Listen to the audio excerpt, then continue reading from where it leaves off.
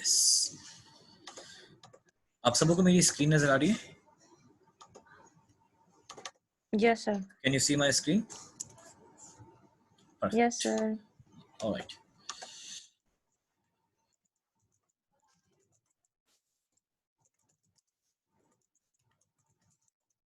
Alright, तो सबसे पहले हम जब बात करते हैं इंग्लिश स्पीकिंग की, जब आप किसी भी अपनी लैंग्वेज को, इंग्लिश को किसी स्ट्रेंजर के सामने बात करते हो, खास दोस्तों को, जब भी हम इंग्लिश नॉर्मली अपनी लाइफ में बोलते हैं ना, तो दो वजह से बोल लेते हैं। एक तो जब हम बात करते हैं अपने आइडियाज को ट्रांसफर करने के लिए, बिलफर्ज आप अपने दोस्तों से बात करो, you're talking with your friends, you're talking with your classmates, तो आप तब ना सिर्फ अपने आइडियाज को ट्रांसफॉर्म कर रहे होते हैं। तब आपको इतनी प्रॉब्लम नहीं होती कि आप सही बोलो या गलत बोलो, क्योंकि आपका उस टाइम पूरा का पूरा फोकस किस पे होता है? आपके आइडियाज पे होता है कि सामने वाला मेरी बात को समझ जाए।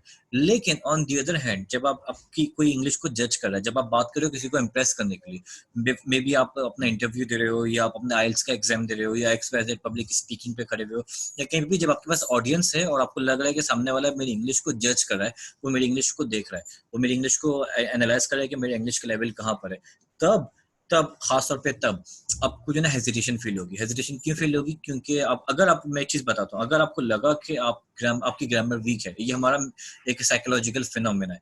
अगर आपको कहीं ना कहीं दिमाग के किसी हिस्से में लग रहा है ना कि यार मेरी ग्रामर वीक है, या मैं मिस्टेक करता हूँ, या मैं सेंटेंस में यहाँ मिस्टेक कर जाता हूँ, पास्ट टेंस में, प्रेजेंट टेंस में, या मैं मिस्टेक कर जाता हूँ, अगर आपको ऐसा लग रहा है ना, तो हमेशा हेजिटेट करो। क्योंकि अगर आपकी ग्रामर वीक होगी ना, तो आपको हमेशा हेजिटेशन लेवल हाई होगा, आप कभी भी बोल नहीं पाओगे, तो आपको कभी भी कॉन्फिडेंस अचीव नहीं होगा। जैसे ही आपको लगेगा ना कि सामने वाला बंदा मुझे जज कर रहा है, या इसकी इंग्लिश मुझसे थोड़ी सी बेहतर है, आप कभी भी नहीं बोल पाओगे। क्यों? क्योंकि आपको लगा होगा बार बार कि मैं मिस्टेक कर जाऊंगा, मेरी ग्रामर वीक है। तो इसलिए सबसे पहले अपनी ग्रामर को स्ट्रॉन्ग करो, fix your grammar, because grammar का हमारे कॉन्फिडेंस से बिल्कुल डायरेक्टली जो है ना कनेक्शन है। ग्रामर अच्छी होगी तो कॉन्फिडेंस हाई होगा, क्योंकि आपके ब्रेन को पता है कि आप ग्रामेटिकल मिस्टेक नहीं कर रहे। तब क्या होगा? तब आप कभी भी कॉन्फिडेंस लूज नहीं करोगे। ऑन दी अदर हैंड, अगर आपको लग रहा है कि मैं मिस्टेक कर रहा हूँ, मुझसे गलती हो जाएगी, मैं गलत बोल दूंगा, जब ये फैक्टर आपके पास होगा ना, आप हमेशा हेजिटेट होकर हमेशा कभी भी आपको कॉन्फिडेंस फौरन से लूज कर जाएगा। जहां आपको लगा कि सामने वाला मेरी इंग्लिश चेक कर रहा है, स्पेशली आइल्स के लिए, जब आप आइल्स का एग्जाम दे रहे हो, आपको लगा कि यार मेरी ये जहाँ पे ना मेरी इंग्लिश चेक हो रही है और आपकी ग्रामर वीक है, आपको लगा कि मैंने ये गलत बोल दिया, फौरन अपना कॉन्फिडेंस लूज कर जाओगे। तो हम अपनी ये क्लास से सबसे पहले ग्रामर से स्टार्ट करेंगे। हम पूरा वीक सबसे पहले ग्रामर पढ़ेंगे। हम पढ़ेंगे ग्रामर की एप्लीकेशन को, कि भाई प्रेजेंट टेंस कहाँ यूज होता है, प्रेजेंट परफेक्ट टेंस कहाँ यूज होता है, पास्ट टेंस कहाँ यूज होता है, एक्टिव वॉइस कहाँ यूज होता है, एक्टिव वॉइस को हम सेंटेंस मेकिंग किस तरह करते हैं, पॉजिटिव वर्ब्स क्या होते हैं, सारे हम बड़े बड़े जो ग्रामर के एलिमेंट्स है ना, बेसिक जो एडवांस ग्रामर है या बेसिक ग्रामर है जो हम अपनी कन्वर्सेशन के अंदर यूज करते हैं, हम इन सारे ग्रामर को सबसे पहले डिस्कस करेंगे कि इन ग्रामर को हम यूज कहाँ करते हैं, इनकी एप्लीकेशन क्या होती है। देखो, हमारे सबसे बड़ा प्रॉब्लम पता है क्या है? हमारा सबसे बड़ा प्रॉब्लम ये कि हमें ग्रामर तो आती है, हमें कोई भी ऐसा नहीं जिसको ग्रामर नहीं आती। हमारा प्रॉब्लम क्या आता है? हमें उन ग्रामर को सही टाइम पे यूज नहीं करना आता, नंबर वन। नंबर टू, हमें ये नहीं पता कि ग्रामर की एप्लीकेशन क्या है। इसी वजह से हम ज्यादा मिस्टेक करते हैं। सबसे पहले हम डिस्कस करेंगे कौन सी ग्रामर यूज कहाँ पे होती है। जब आपको पता ही नहीं होगा कि ग्रामर की एप्लीकेशन क्या है, तो फिर आप हमेशा मिस्टेक करोगे। तो इसलिए आज हम क्लास के अंदर पहले ग्रामर की एप्लीकेशन को डिस्कस करेंगे। हम पूरा वीक पहले ग्रामर के बारे में बात करेंगे कि यार कौन सी ग्रामर का इस्तेमाल कहाँ पे किधर होता है, कौन सी, ताकि हमारा आज की क्लास का इस हफ्ते का टारगेट क्या होना चाहिए। आज कौन सा दिन है? आज वेंसडे, राइट? हाँ, आज Yes. वेंसडे, यस, आज वेंसडे। तो हमारा फोकस क्या होगा कि यार नेक्स्ट वेंसडे तक ना, जब नेक्स्ट वेंसडे है, तब हमारी ग्रामर, बेसिक ग्रामर में ना, तो जिंदगी में दोबारा कभी गलती नहीं होनी चाहिए। ये हमारा एक वीक का फोकस है। हमारा एक वीक का मैं आपको ये टारगेट दे रहा हूँ कि आपने करना है क्या, आपका बेसिक ग्रामेटिकल मिस्टेक अब अगले हफ्ते से रिमूव हो जाना चाहिए। तो हम क्या करेंगे, बेसिक ग्रामर को कवर करेंगे पूरे हफ्ते हम ग्रामर पर डिस्कशन करेंगे। और मैं आपको भी ये इन्विटेशन दूंगा, मैं आपको मोटिवेट करूंगा इस बात के लिए कि अपने फ्री टाइम के अंदर ग्रामर पे सर्च करते रहो। जो ग्रामर हम क्लास में डिस्कस करें, लाजमी उस ग्रामर की कहीं ना कहीं यूट्यूब पे जाके वीडियो देखो, 5 मिनट की कोई वीडियो देख लिया करो, जैसे क्लास को दोबारा से रिव्यू कर लो। हमने क्लास ना कल में ना अपने क्या करा, ऐसी जो रिकॉर्डिंग मिली अपने एक मतलब ओवरव्यू कर लिया। जब ये क्लास को आप 2 मरतबा सुनोगे तो आपको ग्रामर कंप्लीट फिक्स रहेगी। कोई कंफ्यूजन होगा तो क्लास से क्लियर नहीं होता, मुझे प्राइवेट मैसेज में मैसेज करके मैं आपको जो ना उसका और रिव्यू दोबारा से दे सकता हूँ, या और डिटेल में यार और आसान तरीके से आपको समझाने की कोशिश करूंगा, सही है। लेकिन फोकस करना चाहिए कि अगले हफ्ते जब नेक्स्ट वेंसडे आए, तो नेक्स्ट वेंसडे के जब हम यहाँ पे क्लास में बैठे, तो आपको खुद फील होना चाहिए कि यार मेरी बेसिक ग्रामेटिकल ग्रामेटिकल कॉन्सेप्ट मेरे बिल्कुल क्लियर है, मुझे अब इन बेसिक ग्रामेटिकल टेंसेस के अंदर कोई कंफ्यूजन नहीं है और मैं इनको इजीली यूज कर सकता हूँ। जब ये लगेगा ना आपको, तो आप देखना है कि आपका कॉन्फिडेंस लेवल थोड़ा सा इंप्रूव हो जाएगा। फिर हम इस तरह आगे जाएंगे, फिर हम पैसिव वॉइस पे जाएंगे, पॉजिटिव वर्ड पे जाएंगे। तो जब हम 2-3 हफ्ते गुजारेंगे, 2-3 हफ्ते के बाद आपका टारगेट होना चाहिए यार, जब हम 3 वीक्स गुजार लें तब आपको लगे कि यार अब ना मैं ग्रामर में कहीं पे भी मिस्टेक नहीं करा, चाहे एडवांस ग्रामर हो, बेसिक ग्रामर हो, सिंपल ग्रामर हो, मेरी पूरी ओवरकम हो चुकी है। और जब ये ओवरकम हो जाएगी ना, तब आपकी ऑटोमेटिकली आपकी स्किल्स इंप्रूव हो चुकी होंगी, तब आपकी स्पीकिंग स्किल्स, राइटिंग स्किल्स दोनों ही ऑटोमेटिकली इंप्रूव हो जाएंगी। ग्रामर का डायरेक्ट आपकी स्पीकिंग और राइटिंग से ताल्लुक है। लिसनिंग और रीडिंग में ग्रामर इतना मैटर नहीं करती, लेकिन राइटिंग के अंदर, स्पीकिंग के अंदर, इन दोनों एलिमेंट्स के अंदर ना ग्रामर बहुत इंपॉर्टेंट है। अगर आप यहाँ पे ग्रामर में वीक हो ना, तो हमेशा इन दोनों स्पीकिंग और राइटिंग की क्वालिटी डिक्रीज हो जाएगी। तो ये हमारा पहला टारगेट है। अगर आपने ये ओवरकम कर लिया ना, तो फिर आपकी ऑटोमेटिकली डायरेक्टली आपकी एक स्किल इंप्रूव हो जाएगी, जो होगी राइटिंग और स्पीकिंग। ये हमने इस वीक के अंदर फोकस करना है, ठीक है। बिगिन करते हैं। सबसे पहले हम बात करते हैं टेंसेस के बारे में। टेंसेस से पहले हम एक बेसिक बात करते हैं, जो मैं अपने स्टूडेंट्स ज्यादा मैं अपने स्टूडेंट्स में देखता हूँ, खासतौर पे मारिया के अंदर। मारिया बेटा, मैंने आपके अंदर ये मिस्टेक बहुत कॉमन देखी है। उस्मान, जहां तक जितना मैं आपको पहले जानता था, जब तक आप पहले यूरोप में थे, तब भी आप ये मिस्टेक करते थे। उस्मान, आपके लिए भी हम क्या करते हैं, एक देखो ग्रामर रूल है, ग्रामर का यूनिवर्सल लॉ कहते हैं, हम इसको कहते हैं यूनिवर्सल लॉ ऑफ लैंग्वेज। उसके अंदर क्या है, वो कहता है कि भाई जितने भी दुनिया के अंदर सेंटेंस हैं, उसके अंदर सब्जेक्ट, वर्ब, ऑब्जेक्ट होना चाहिए। इनकी अरेंजमेंट आगे पीछे होती है, लेकिन ये 3 एलिमेंट्स लाजमी होने चाहिए, सही है। अब जब नॉर्मली आप बात कर रही होते ना, तो कहीं ना कहीं आप कभी सब्जेक्ट खा जाते हो, कभी आप वर्ब खा जाते हो, कभी आप ऑब्जेक्ट खा जाते हो। तो वैसे तो नॉर्मली सही है, लेकिन अगर आप आपकी इंग्लिश को कोई जज करे ना, खासतौर पे आइल्स एग्जाम्स के अंदर, या आप कहीं पे इंटरव्यू दे रहे हो, वहां पे ये चीज बड़ा बड़ा मैटर करती है। अपने दोस्तों से बात कर लो, it will not be a big issue, वो बात समझ जाएगा। लेकिन जब आपकी कोई इंग्लिश को जज कर रहा होगा, जब आप इम्प्रेस करने के लिए अपनी इंग्लिश बोल रहे हो, यहाँ पे ये बात पकड़ी जाएगी। हम कभी कभी इस तरह इन चीजों को खा जाते हो। तो आपने कोशिश करना है कि भाई जब आप बात कर रहे हो, जब आप लिख रहे हो, तो इन 3 चीजों का ध्यान दोगे, आपके सेंटेंस के अंदर सब्जेक्ट, वर्ब और ऑब्जेक्ट मौजूद हैं या नहीं है। अगर नहीं है, तो मतलब आपका ये सेंटेंस गलत है। आगे चलते हैं, हम टेंसेस की बात करते हैं। सबसे पहले बिल्कुल बेसिक से स्टार्ट करते हैं। अच्छा, हम क्लास को बिल्कुल बेसिक से स्टार्ट करेंगे, ताकि आपका फाउंडेशन लेवल अगर आपको पता है तो अच्छी बात है, और फाउंडेशन अगर मैं आपको थोड़ा सा नहीं पता, तो आपको पता चल जाएगा, और पता होगा तो रिव्यू हो जाएगा, रिवीजन हो जाएगा, सही है। बिल्कुल फाउंडेशन से स्टार्ट करके बिगनर से स्टार्ट करेंगे, एडवांस तक जाएंगे। और लेकिन कि हमारे पास टाइम बहुत कम है और आप लोग बिगनर्स के स्टूडेंट नहीं हो, तो इसलिए मैं आप थोड़ा तेज पढ़ाऊंगा। इन केस अगर आपको लगे कि मैं बहुत ज्यादा तेज जा रहा हूँ, तो आप मुझे बता सकते हो, मैं स्लो हो जाऊंगा। लेकिन मैं इवेंचुअली मैं थोड़ा कोशिश करूंगा हम जल्दी जल्दी टॉपिक को निपटाएं, क्योंकि क्लास रिकॉर्ड भी हो रही होगी, तो कोई बात आपको समझ में नहीं है तो बाद में रिकॉर्डिंग सुन के दोबारा से रिव्यू कर सकते हो, ठीक है। आगे चलते हैं।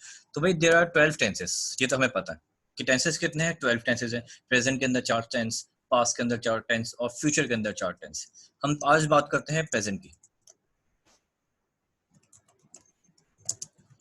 हम स्टार्ट करते हैं प्रेजेंट सिंपल से कि भाई प्रेजेंट सिंपल को यूज कहाँ करते हैं, प्रेजेंट सिंपल की एप्लीकेशन क्या है, where do we use present simple tense, present simple tense को हम कहाँ यूज करते हैं, और प्रेजेंट सिंपल टेंस की प्रॉपर एप्लीकेशन क्या है। आज हमारी क्लास का ये टॉपिक है। यस, तो एक कॉमन बिल्कुल एक कॉमन सी चीज है। सबसे पहले एप्लीकेशन के बारे में बात करेंगे, फिर सेंटेंस फॉर्मेशन पे जाएंगे। प्रेजेंट सिंपल टेंस हम यूज कहाँ करते हैं, सबसे पहले इस बारे में बात करते हैं। प्रेजेंट सिंपल टेंस जो सबसे पहला एप्लीकेशन है प्रेजेंट सिंपल टेंस का, वो क्या है,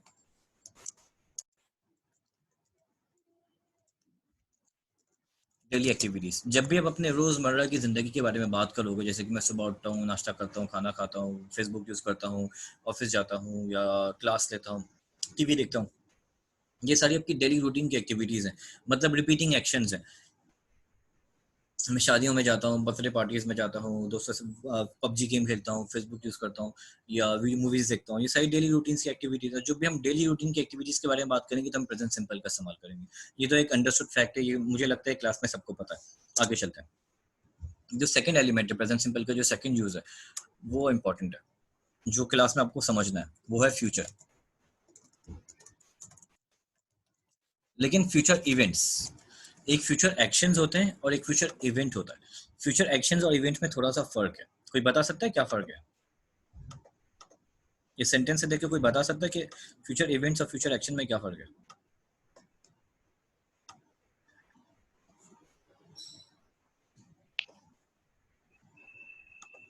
हम्म,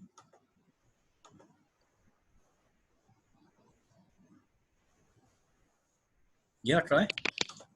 कोई अपना ओपिनियन हेलो। देना चाहेगा क्लास में? यस, कोई ओपिनियन देना चाहेगा कि फ्यूचर इवेंट्स और फ्यूचर जैसे एक्शन में क्या फर्क है? जैसे सर मेरे कज़न की शादी है नेक्स्ट वीक, तो ये इवेंट होगा।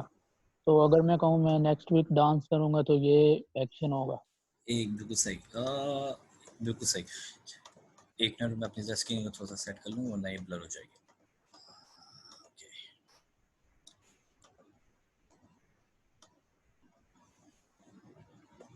यस, आप बिल्कुल सही कह रहे हो। जब हम बात करेंगे कि भाई बिफोर एक है कि भाई मैं क्लास अटेंड करता हूँ, मैं क्लास को अटेंड करता हूँ, ये क्या है, मेरा एक्शन है, आई अटेंड क्लासेस।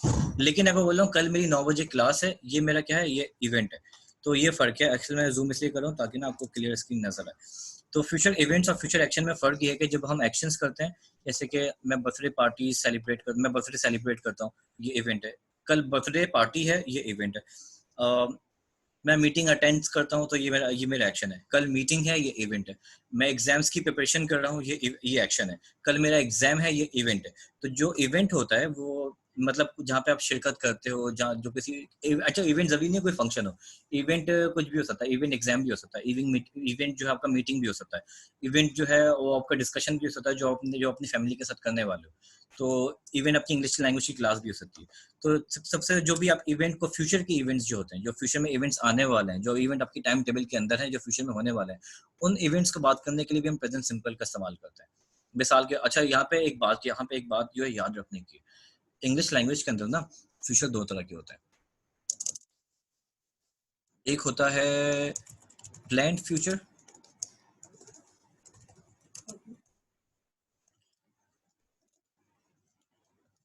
दूसरा होता है अनप्लान्ड फ्यूचर। तो एक प्लान्ड फ्यूचर होता है और एक अनप्लान्ड फ्यूचर होता है। इंग्लिश लैंग्वेज के अंदर फ्यूचर दो तरह के होते हैं। तो यहाँ पे कोई बता सकता है कि फ्यूचर जो इवेंट हम प्रेजेंट सिंपल के अंदर इस्तेमाल करते हैं, ये प्लान फ्यूचर होगा या अनप्लान फ्यूचर होगा? कोई तुक्का लगा सकता है? सर ये प्लान्ड होगा आई थिंक सर। प्लान्ड होगा, जाहिर सी बात है, क्योंकि अनप्लान फ्यूचर होगा तो आपको पता कैसे चलेगा कि ये होने वाला है? बिलफर्स कल मेरा एग्जाम है 9 बजे, मुझे पता है 9 बजे एग्जाम है, तभी तो मैं आज बोल रहा हूँ। अगर ये प्लान ही नहीं है तो मुझे कैसे पता चलेगा प्रेजेंट के अंदर कि ये फ्यूचर में होने वाला है? तो इसलिए क्या यहाँ पे फ्यूचर इवेंट्स, प्लान फ्यूचर जो इवेंट्स होते हैं, उनको बात करने के लिए, उनको बताने के लिए हम प्रेजेंट सिंपल का इस्तेमाल करते हैं। जैसे कि आई हैव एग्जाम्स टुमारो, ये प्लान फ्यूचर है। क्योंकि कल मुझे पता है मेरा एग्जाम है 9 बजे, तो मुझे ये प्लानिंग की हुई तभी तो मुझे पता है कि एग्जाम 9 बजे स्टार्ट होगा या कल एग्जाम है। दैट इज वाई जब आपके प्लान फ्यूचर इवेंट्स होंगे, जैसे कि आपकी बहन की शादी है, कार्ड बढ़ गया कि भाई शादी जो है वो 25 अप्रैल को 9 बजे स्टार्ट होगी। तो ये जो 25 अप्रैल 9 बजे, आप जब भी शादी के इवेंट्स के बारे में बात करोगे तो आप प्रेजेंट सिंपल का इस्तेमाल करोगे, फ्यूचर का इस्तेमाल कर सकते हो, लेकिन कोशिश करो कि अपने लेवल को बेहतर करने के लिए प्रेजेंट सिंपल का इस्तेमाल कर सकते हो। जैसे कि the wedding of my sister starts on 25th of April at 9 p.m. Yeah, at 9 a.m. I think 9 p.m. तो that's how you can talk about your plan future. बिल्कुल मीटिंग है, मंडे को 9 बजे मीटिंग है, तो बोलोगे I have a meeting tomorrow, I have a meeting on Monday at 9 o'clock। या meeting cancel हो गई है, या अब मीटिंग नहीं है, मंडे को आपकी मीटिंग नहीं है, कैंसिल हो गई, तो बोलोगे I don't have a meeting on Monday at 9 o'clock। तो इस तरह करके अपने प्लान फ्यूचर्स के बारे में बात करने के लिए भी हम प्रेजेंट सिंपल का इस्तेमाल करते हैं। यहाँ तक समझ में आ गया टॉपिक आप लोगों को? यहाँ तक कोई कंफ्यूजन, कोई क्वेश्चन? नो। गुड। हाँ सर। देखो अब मैं यहाँ पे एक बात बिल्कुल आपको छोटी सी एक एडवाइस देता हूँ। देखो मेरा टारगेट आपको समझाना नहीं है, मेरा टारगेट है आपसे बुलवाना। क्योंकि रास्ता पता होने में, रास्ते पे चलने में फर्क होता है। जरूरी नहीं कि जो चीज मुझे समझ में आ गई और वो चीज मैं इस्तेमाल भी कर रहा हूँ। आपको समझ में आना, देखो समझ भी तो आप कहीं से भी सीख सकते हो, यूट्यूब से भी सीख सकते हो। आपका टारगेट ये नहीं कि आपको टॉपिक समझ में आ जाए, आपका टारगेट क्या होना चाहिए कि आपको ये टॉपिक आप यूज कर रहे हो, उसको इस्तेमाल कर रहे हो। तो जब तक इस्तेमाल आप खुद नहीं करोगे, क्लास के बाहर आप खुद इसकी प्रैक्टिस नहीं करोगे, ये आपको नहीं आएगा। Like I told you before, रास्ता पता होने में और रास्ते पे चलने में फर्क होता है। रास्ता पता आपको हो गया, अब आपको इस रास्ते पे चलना है। जब तक आप रास्ते पे चलोगे नहीं, आपके लिए बेकार है। जो इल्म जिस पे हम अमल नहीं करते वो बेकार, वो इल्म हमारे लिए फायदेमंद नहीं, हमारे लिए बेकार होता है। ऐसी नॉलेज जिस पे हम अमल नहीं करो तो हमारे लिए बेकार है। तो आपने इसी तरह इसको प्रैक्टिस करनी है। प्रैक्टिस कैसे करोगे? जो भी हम क्लास में डिस्कस करेंगे, आपने उसका वॉइस नोट रिकॉर्ड करना है और आप मुझे सेंड कर दिया करो। इससे ना मुझे भी समझ में आ जाएगा, आपको भी समझ में आ गया, और आपका रिव्यू भी हो जाएगा, आपका रिवीजन भी हो जाएगा। तो इस तरह आप इजीली प्रैक्टिस भी कर सकते हो। अपनी जो भी टॉपिक हमने पढ़ा, आपने उसको सेंटेंसेस में यूज करा, 2 मिनट 3 मिनट की वॉइस रिकॉर्डिंग करी, वो मुझे सेंड कर दिया। इससे एक अच्छा आपका जो ना एक आपको जिंदगी भर के लिए याद रह जाएगा ये टॉपिक, फिर आप भूलोगे नहीं कभी। सही है, आगे चलते हैं। तो आज हमने क्लास में 2 एलिमेंट डिस्कस किए प्रेजेंट सिंपल के, एक है एक्टिविटी का और एक है फ्यूचर इवेंट। साथ साथ हम अपनी हॉबीज को बताने के लिए भी प्रेजेंट सिंपल का इस्तेमाल करते हैं, हॉबीज को बताने के लिए या लाइक्स एंड डिसलाइक्स को बताने के लिए।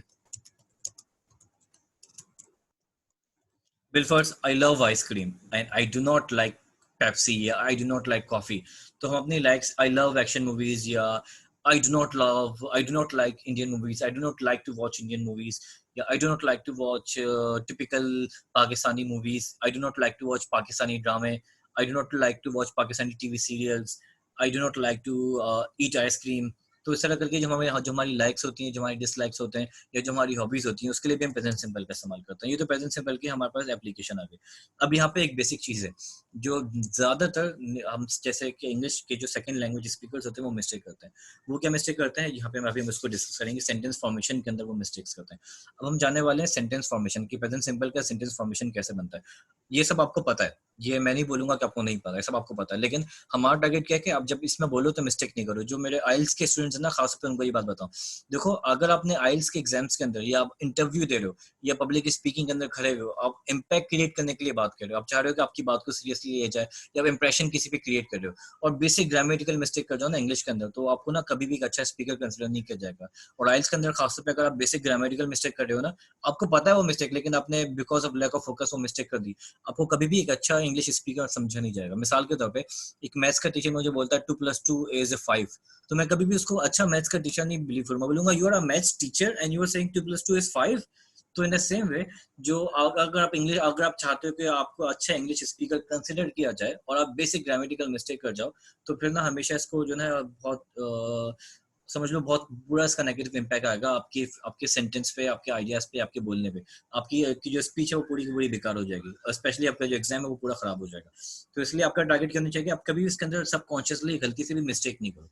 सही है, तो यहाँ पे हम फोकस डिस्कस करते हैं। देखो प्रेजेंट सिंपल जो है 2 कैटेगरीज में डिवाइड है। प्रेजेंट सिंपल की सेंटेंस फॉर्मेशन को पढ़ने के लिए हमें थोड़ा सा डिटेल में जाना पड़ेगा। हम बात करते हैं पहले सब्जेक्ट्स के बारे में।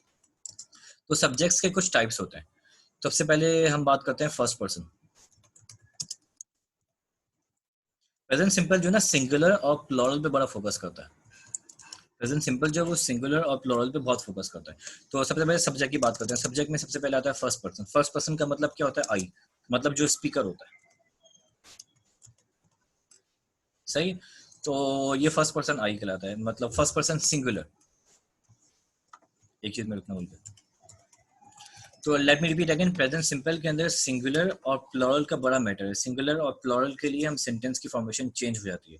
सही है, प्रेजेंट सिंपल के अंदर भी और प्रेजेंट परफेक्ट के अंदर भी सिंगुलर और प्लूरल के अंदर सेंटेंस की फॉर्मेशन चेंज हो जाती है। अगर आपको यहाँ पे ये कॉन्सेप्ट समझ में आ गया तो आगे प्रेजेंट परफेक्ट के अंदर और प्रेजेंट सिंपल के अंदर आपकी जिंदगी थोड़ी सी आसान हो जाएगी।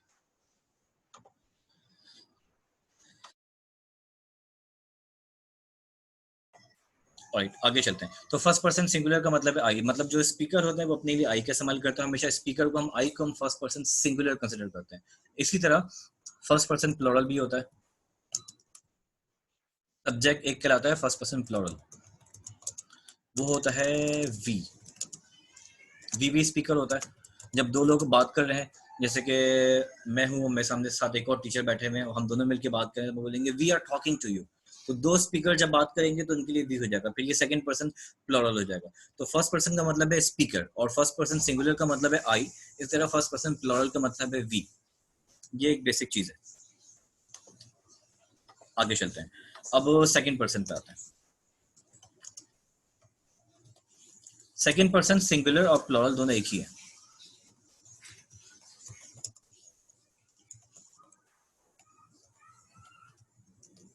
सेकंड पर्सन सिंगुलर और प्लूरल जो है वो यू है। यू जो है सिंगुलर भी है और यू प्लूरल भी है। मतलब 2 लोगों से बात कर रहा हूँ, एक इंसान से बात कर रहा हूँ, मैं उसके लिए भी यू बोलूंगा। Are you listening to me? एक बच्चे के लिए बोल सकता हूँ, पूरी क्लास के लिए मैं बोल सकता हूँ are you listening to me. तो have you done your homework, एक बच्चे के लिए भी बोल सकता हूँ, मैं पूरी क्लास के लिए भी बोल सकता हूँ have you done your homework. तो यू जो है वो सिंगुलर भी है और प्लूरल भी है। हम यू को सेकंड पर्सन सिंगुलर और प्लूरल बोलते हैं, इसलिए यू को सिंगुलर भी है प्लूरल भी है। इसलिए यू जो है वो, इसलिए कंफ्यूजन खत्म करने के लिए हम यू को ऐसा प्लूरल कंसीडर करते हैं, इसलिए यू के साथ हम आर लगाते हैं, यू के साथ इज नहीं लगाते। यू आर, यू आर क्योंकि हमेशा प्लूरल के साथ लगाते हैं, they are Ali and Ahmad are, Ali Ahmad and Mahwish are, तो आर को हम यू प्लूरल के साथ लगाते हैं। इसी तरह यू के साथ भी हम आर लगा देते हैं क्योंकि हम यू को हमेशा प्लूरल कंसीडर करते हैं। तो यू क्योंकि सिंगुलर के लिए भी यूज होता है, प्लूरल के लिए भी यूज होता है, इसलिए हम हमेशा यू को ऐसा प्लूरल कंसीडर करते हैं इंग्लिश ग्रामर के अंदर। तो you is called second person, you को हम सेकंड पर्सन बोलते हैं, आई को हम फर्स्ट पर्सन सिंगुलर बोलते हैं, वी को हम फर्स्ट पर्सन प्लूरल बोलते हैं, यू को हम सेकंड पर्सन बोलते हैं। इसी तरह बात करते हैं थर्ड पर्सन की। थर्ड पर्सन सिंगुलर की पहले बात कर लेते हैं। थर्ड पर्सन सिंगुलर में आ जाता है ही या शी। ही शी कह लो या उनके बदले उनका नाम इस्तेमाल कर लो, या फिर कोई भी noun.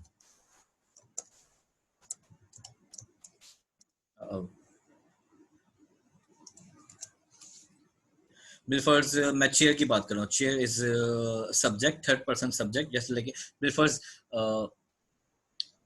This book is expensive, तो यहाँ पे जो बुक है ये सिंगुलर है, सिंगुलर नाउन है। इसी तरह Ali is a fast driver या Ali does not speak very well, ये जो अली है ये भी थर्ड पर्सन है, सिंगुलर है। इसी तरह she is very talkative person, तो शी जो है वो थर्ड पर्सन है, सिंगुलर है।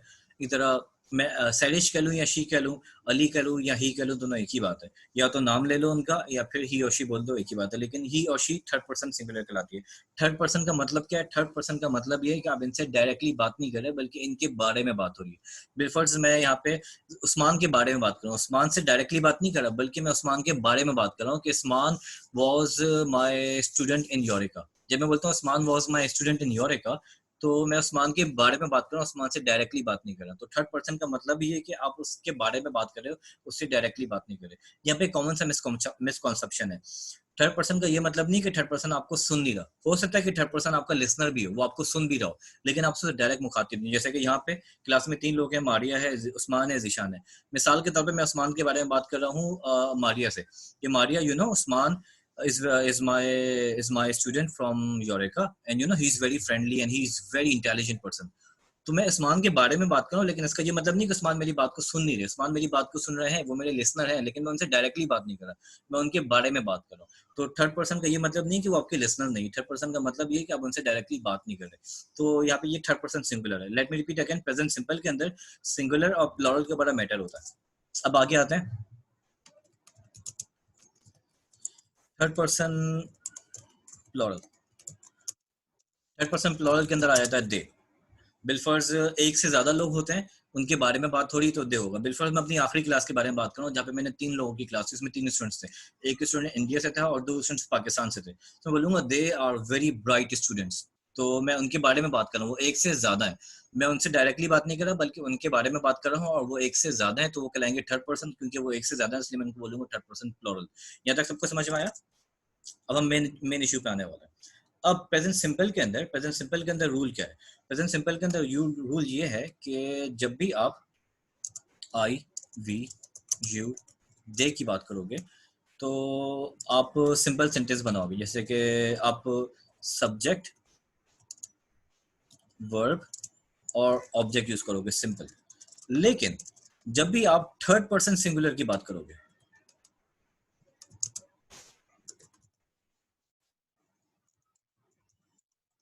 जब भी आप थर्ड पर्सन की सिंगुलर की बात करोगे तब आपका सेंटेंस थोड़ा सा चेंज हो जाएगा। चेंज क्या हो जाएगा? आप सब्जेक्ट और वर्ब के बाद क्या लगाओगे?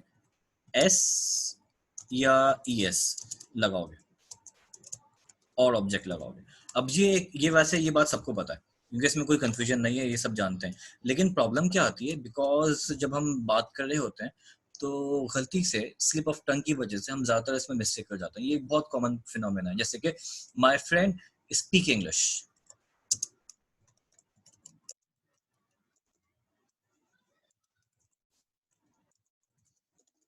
Okay, sorry, my friend speak English. तो बताएगा इसके अंदर मिस्टेक क्या है? ये कॉमन सेंटेंस है जो मैंने ऑब्जर्व किया है, बहुत से मेरे अच्छे इंग्लिश स्पीकर दोस्त भी इस सेंटेंस में मिस्टेक कर रहे होते हैं। और खास तौर पे आइल्स के लिए, अगर आप आइल्स का एग्जाम दे रहे हो या इंटरव्यू दे रहे हो और आपने इस तरह की मिस्टेक कर दी ना, तो ये बहुत ही नोटिसेबल मिस्टेक होती है। तो क्लास के अंदर आप तीन में से कोई बता सकता है कि ये गलत है, ये सेंटेंस तो गलत है, लेकिन ये गलत क्यों है? Speaks. My yes friend speaks.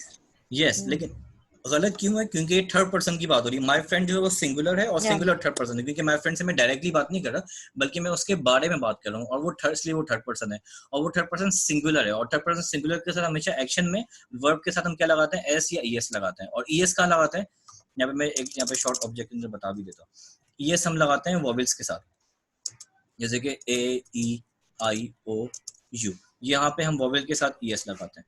तो इसी तरह स्पीक जो है वो के जो है, क्योंकि वॉवेल नहीं है तो उसके साथ हम एस लगाएंगे, तो माय फ्रेंड स्पीक्स से इंग्लिश हो जाएगा। अब ये एक बहुत कॉमन सा मिस्टेक है जो बहुत से स्टूडेंट्स करते हैं, मारिया खासतौर पे आप ये मिस्टेक बहुत ज्यादा करते हो। कभी कभार उस्मान, मैंने भी आपको नोटिस किया था इस मिस्टेक को करते हुए। देखो, जब हम तेज बोलते हैं ना, बिना सोचे समझे जब हम बोल देते हैं डायरेक्टली, तब हम बेख्याली में ये मिस्टेक कर जाते हैं। मजे की बात पता है क्या है? कभी बिलफर्ज ऐसा होता है ना कि मैं क्लास में, जैसे कि ऑनलाइन क्लास ले रहा हूँ, और साइड से मेरा बेटा आ गया छोटा सा 1 साल का, और क्लास में जाके डिस्टर्ब करने लगा, लैपटॉप को हाथ लगाने लगा या तार खींचने लगा। तो कभी कभार ना मैं भी स्लिप ऑफ टंग की वजह से ये मिस्टेक कर जाता था।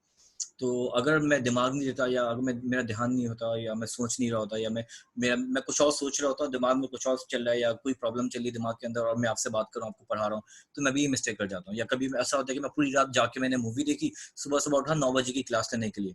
अब क्योंकि मैं पूरी रात का जागा हुआ हूँ, तो मेरा दिमाग इतना इफेक्टिव नहीं होता, तो मैं उस टाइम भी स्लिप ऑफ टंग के अंदर ये मिस्टेक कर रहा होता हूँ। तो पॉइंट इज कि it is a very common mistake जो स्टूडेंट्स कर जाते हैं, because of slip of tongue, या because of out of practice, या because of lack of focus, ये मिस्टेक हम कर जाते हैं।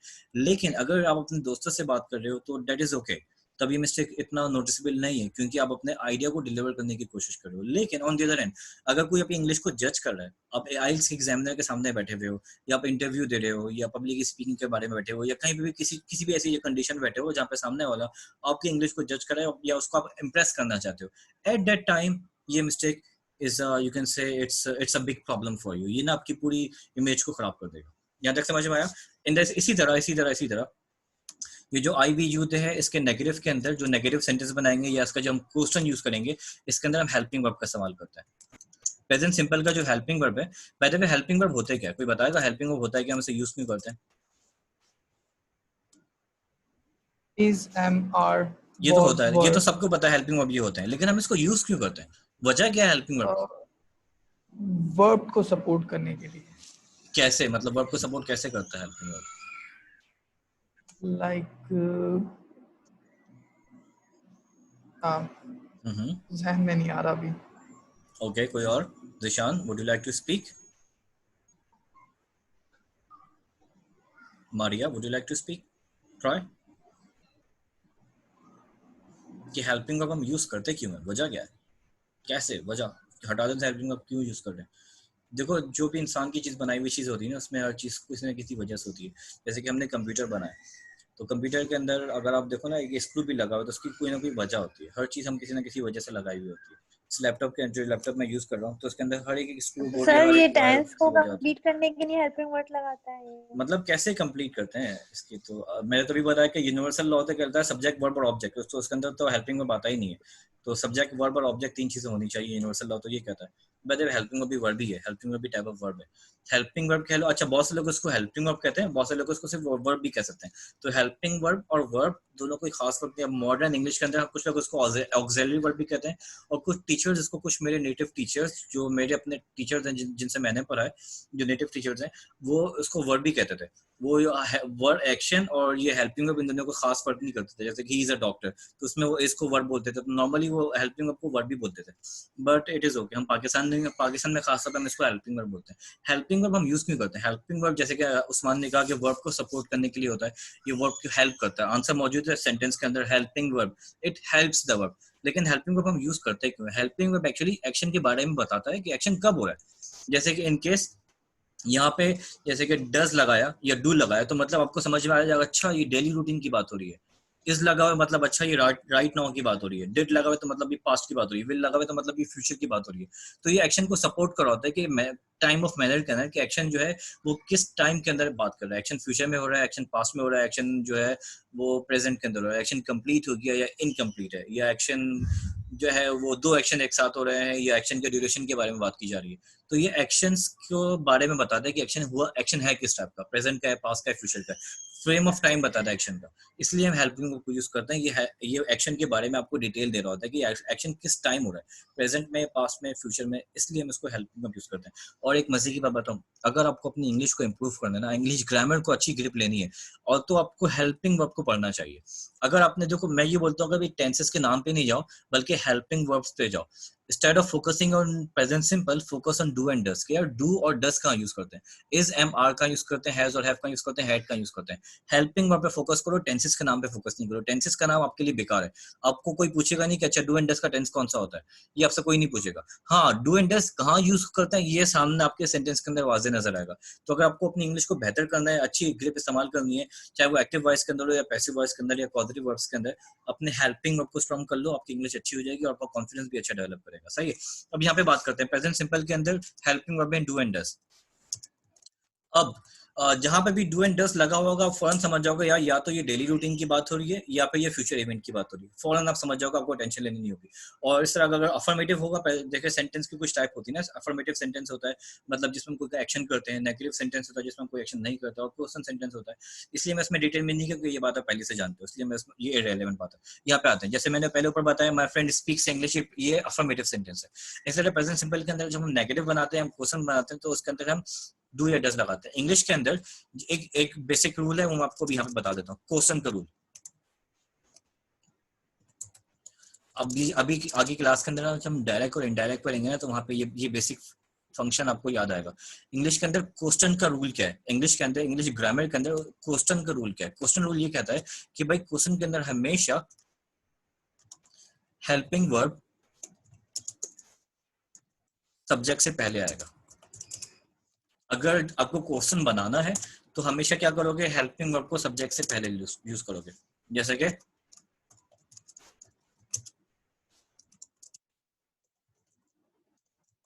आर यू फ्रॉम पाकिस्तान, तो इसके अंदर देखो आर हेल्पिंग वर्ब और ये सब्जेक्ट से पहले आया। तो in the same way helping verb हमेशा सब्जेक्ट से पहले आता है, ये क्वेश्चन रूल है।